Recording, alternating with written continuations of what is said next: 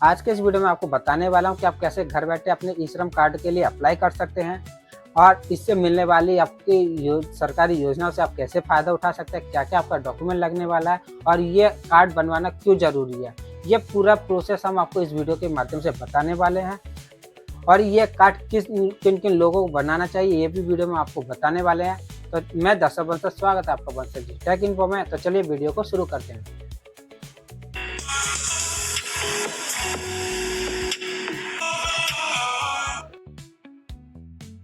Browser open करना और यहाँ पे हमें सर्च करना है ई श्रम कार्ड, तो हमारे सामने ऑफिशियल वेबसाइट आ जाएगी। इसका जो लिंक हमने वीडियो के डिस्क्रिप्शन में भी दे रखा है, आप डायरेक्टली इस पोर्टल पर वहाँ से आ सकते हो। अब यहाँ पे आपको एक नए ई श्रम कार्ड के लिए अप्लाई करना है, तो यहाँ पर दो ऑप्शन दिखेंगे। एक तो रजिस्टर ऑन ई श्रम, दूसरा आप देख पा रहे होंगे कि प्लेटफॉर्म वर्कर्स के लिए है। तो अगर आप किसी स्विगी, जोमेटो, ओला या यूबर कंपनी के साथ में काम करते हो तो आप यहाँ पर सेकंड वाले ऑप्शन पर क्लिक करोगे। लेकिन हम जैसे कि इन कंपनीज के अंदर काम नहीं करते हैं, तो यहाँ पर रजिस्टर ऑन ई श्रम का इस ऑप्शन पर क्लिक करेंगे। यहाँ पर हमें अपना जो मोबाइल नंबर दर्ज करना है। एक चीज़ ध्यान रखना है कि यह जो रजिस्ट्रेशन करने के लिए आपके आधार से जो आपका जो मोबाइल नंबर लिंक है वह होना चाहिए। कैप्चा कोड दिख रहा है, सेम इसको दर्ज करना है। यहाँ पर सरकार की कुछ स्कीम दिखेंगे, जैसे कि एम्प्लॉयज़ प्रोविडेंट फंड, EPFO या फिर स्टेट इंश्योरेंस कॉर्पोरेशन। इन ऑर्गेनाइजेशन के अंदर अगर आप रजिस्टर नहीं होना चाहिए तो हम यहाँ पर नो के ऑप्शन पर क्लिक करेंगे और सेंड OTP के ऑप्शन पर क्लिक करेंगे। तो हमारे फ़ोन पर एक वेरिफिकेशन के लिए OTP जाएगा, यहाँ पर हम दर्ज करेंगे। कैप्चा अगेन आएगा, इसे हम यहाँ पर दर्ज करेंगे और सबमिट के टैब पर क्लिक करेंगे। तो अब हमारे सामने आधार के जरिए KYC करने का ऑप्शन आएगा। पहले यह KYC कराने के लिए आपको जन सेवा केंद्र जाना पड़ता था। अभी आप देखोगे OTP वाला ऑप्शन जो है वह जुड़ चुका है, तो यानी कि अब आप घर बैठे ही अपने KYC को यहाँ पर कर सकते हो। करना यह है कि अपना जो आधार नंबर है 12 डिजिट का, वो यहाँ पर दर्ज करना है। ऑथेंटिकेशन मोड के सेक्शन में OTP वाला जो ऑप्शन है वह सेलेक्ट करना है।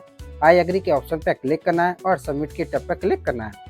तो यहाँ पर हमारे सामने OTP दर्ज करने का ऑप्शन आएगा, तो मैसेज के माध्यम से कोड आएगा आधार की तरफ से, वह जो आपको यहाँ पर दर्ज करना है। कैप्चा अगेन दिखेगा, वह स्टेप यहाँ पर आपको दर्ज करना है और वैलिडेट के ऑप्शन पर क्लिक करना है। तो इस तरीके से आप देखोगे कि आधार से हमारी जो इन्फॉर्मेशन है वह यहाँ पर फेच होकर के आ चुकी है। यहाँ पर आप सभी को बाकी की जो डिटेल है वह मैनुअली हमें यहाँ पर दर्ज करनी पड़ेगी। यहाँ पर continue to enter other detail इस ऑप्शन पर क्लिक करना है। अब आप सभी को एक जो नंबर जो आधार नंबर से लिंक है वही वाला यहाँ पर दिखेगा। दूसरा जो अगर कोई नंबर आपके पास है, अगर आप शेयर करना चाहते हो तो दर्ज कर सकते हो। हालांकि एक भी नंबर काफ़ी है, अगर आप नहीं देना चाहते हो तो छोड़ सकते हो, कोई बात नहीं है। ईमेल आईडी आपको यहाँ पर जरूर एंटर करना होगा। मैरिटल स्टेट के सेक्शन में आना है, यहाँ पर आप शादीशुदा है, अनमैरिड हो सकते हो, अकॉर्डिंग सिलेक्शन करना है। और मदर का जो नेम है यहाँ पर रहेगा। इसी के साथ में सोशल जो भी कैटेगरी है आपको ध्यान में सेलेक्ट करना है। अगर आप SC से हैं, ST से हैं, OB से हैं, जिस भी कैटेगरी से अगर आप आते हो, आपको सही कैटेगरी का जो नाम है वो सेलेक्ट करना है, जिससे कि गवर्नमेंट की तरफ से जो योजनाएं आती हैं यानी कि चलाई जाती हैं, हर कैटेगरी के अलग अलग सोशल ग्रुप पे चलाई जाती हैं, तो उनका जो बेनिफिट है मिलने में आपको कोई परेशानी नहीं होगी। इसके बाद में आप सभी को जो ब्लड ग्रुप के सेक्शन में आना है। अगर आपने अपने पहले से कभी भी टेस्ट कराया होगा तो यहाँ पर आपको चूज़ कर लोगे। अगर टेस्ट नहीं कराया तो यही वाला जो ऑप्शन डिफ़ॉल्ट ऑप्शन दिख रहा है, तो आप इसे सेलेक्ट कर सकते हो। कोई डिफरेंट अवर पर्सन है, अगर कोई विकलांग व्यक्ति है तो यस के ऑप्शन पर क्लिक करके बताएगा। अब हमारे सामने नॉमिनी डिटेल का सेक्शन आ जाएगा, जहां पर परिवार का कोई भी एक व्यक्ति जिसे आप उत्तराधिकारी बनाना चाहो, और यह सेक्शन काफ़ी इम्पोर्टेंट है। बहुत सारे लोग इसको स्किप करके छोड़ देते हैं। नॉमिनी आपके मम्मी पापा हो सकते हैं, आपकी वाइफ हो सकती है, उनका यहाँ पर नाम रहेगा और उनकी जो भी डिटेल है, डेट ऑफ बर्थ है, यहाँ पर आपको दर्ज करना होगा। जेंडर जो भी है, रिलेशनशिप का आप यहाँ पर सभी से क्या है कि चूज़ कर लेना है। और इसी के साथ में नॉमिनी एड्रेस के सेक्शन में आकर के यहाँ पर दर्ज करना है। और नॉमिनी के पास में मोबाइल नंबर डिफरेंट कोई है तो दर्ज कर लेना है और इसके बाद में सेव एंड कंटिन्यू के ऑप्शन पर क्लिक करना है। पर्सनल डिटेल का जो सेक्शन है वह हमने यहाँ पर कंप्लीट कर लिया है। अब इसके बाद में अगला सेक्शन आता है एड्रेस डिटेल का, तो जहाँ पर आप सभी को सबसे पहले तो आपको अपना जो स्टेट है इस लिस्ट में तो सिलेक्शन कर लेना है और यहाँ पर आप सभी को अपना जो होम डिस्ट्रिक्ट है यहाँ पर चूज़ कर लेना है। स्टेट स्पेसिफिक ID से दर्ज करने का ऑप्शन आता है, तो अगर आपको पता नहीं है होगा तो ज़रूर नहीं है, आप इसे छोड़ भी सकते हो।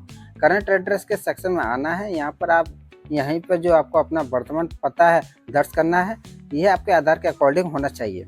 तो यहाँ पर हम सबसे पहले तो अपना जो शहरी क्षेत्र है, अगर आते हो तो आप अर्बन सेलेक्ट करोगे। अगर हम ग्रामीण क्षेत्र से आते हैं तो यहाँ पर रूरल वाला ऑप्शन जो है हमको चूज़ करना पड़ेगा।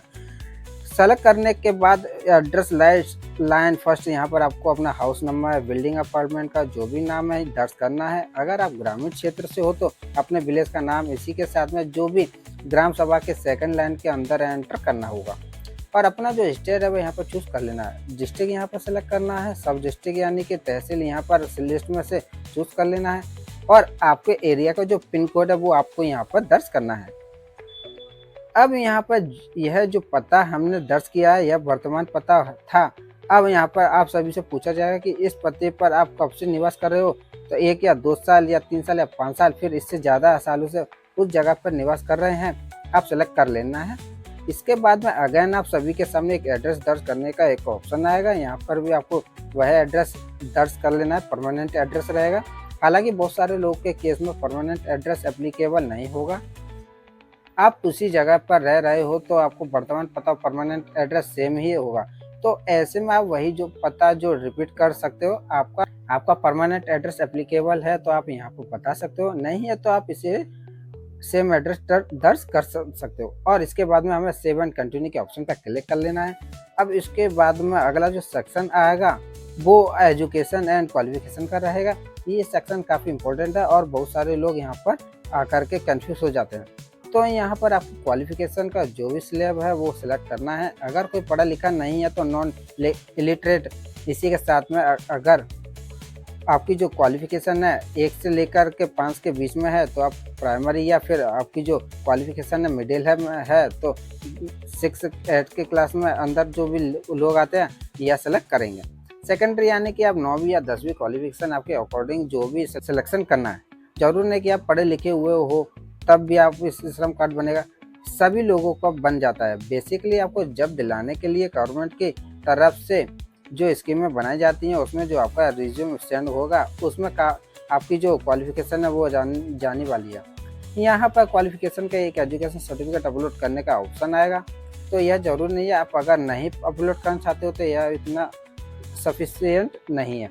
अपने सेलेक्ट कर दिया है। इसके बाद में मंथली इनकम स्लैब के सेक्शन में आना है। यहाँ पर आप सभी को कई सारे स्लैब दिखेंगे। आपकी जो भी महीने की कमाइयाँ 10,000, 15,000, 20,000, 50,000 स्लैब के अंदर आती है, आप सेलेक्ट कर सकते हो और इनकम सर्टिफिकेट देने की ज़रूरत नहीं है। सेव एंड कंटिन्यू के ऑप्शन पर क्लिक करना है। अब हमारे सामने नेक्स्ट का जो पेज आएगा वो है ऑक्यूपेशन एंड स्किल का। अब यहाँ पर सबसे पहले तो आप इस ऑक्यूपेशन के सेक्शन में ऑप्शन मिलेगा। अगर आप स्विगी, जोमेटो, ओला, यूबर के साथ में अगर काम कर रहे हो, इस प्लेटफॉर्म के वर्कर हो तो यहाँ पर सभी को अगर एप्लीकेबल है तो यहाँ पर सिलेक्ट कर लेना है। जैसे कि मैं काम नहीं करता हूँ तो हमें यहाँ क्या करना है, अपने ऑक्यूपेशन का जो कोड है, जितने भी ऑर्गेनाइजेशन सेक्टर के अंदर काम होते हैं गवर्नमेंट के, उसकी एक पहले से डाटा लिस्ट तैयार कर रखी है। उसका जो कोड है वो आपको यहाँ पर दर्ज करना है।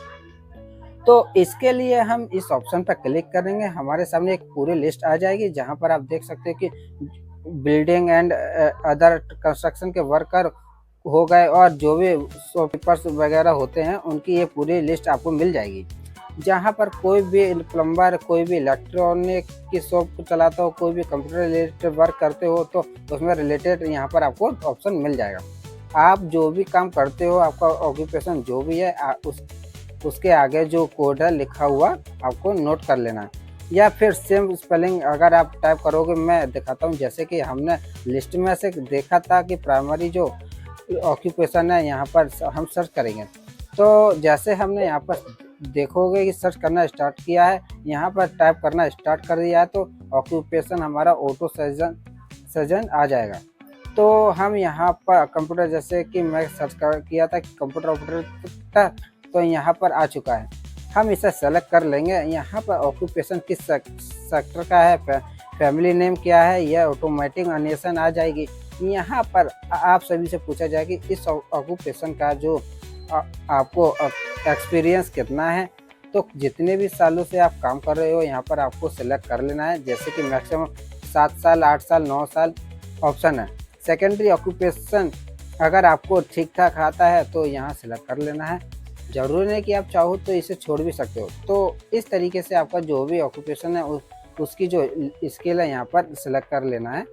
और इसके बाद में एक ऑप्शन दिखेगा, how did you acquire skill. तो यहाँ पर एक ऑप्शन मिलेगा जिसमें कि अगर आपने यह जो स्किल है आपने इसकी कोई वोकेशनल ट्रेनिंग हासिल की है, टेक्निकल कोई ट्रेनिंग ली है, तो यहाँ पर यह वाला जो ऑप्शन है सेलेक्ट करोगे।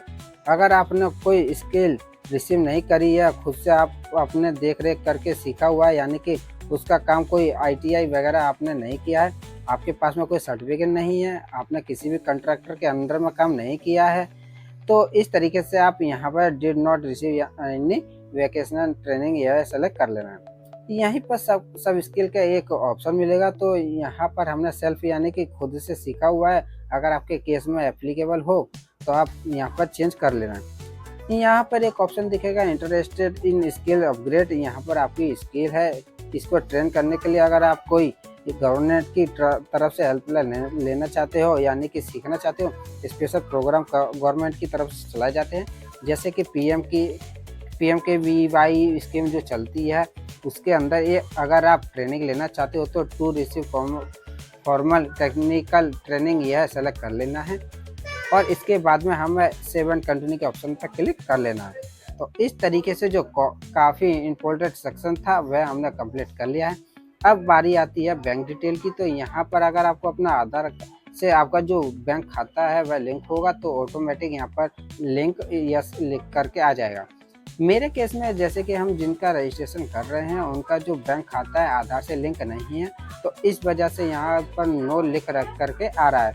हालांकि आज की डेट में बैंक खाता पर आधार से ऑनलाइन ही लिंक कर ले सकते हैं, बैंक जाने की ज़रूरत नहीं है। इससे हमें अपना जो बैंक अकाउंट नंबर है वह यहाँ पर दर्ज करना है और कंफर्म बैंक अकाउंट नंबर यह हमें दर्ज करेंगे और अकाउंट होल्डर का जो भी नाम है, यानी कि हम अपना जो नाम है यहाँ पर दर्ज करेंगे और उसका जो भी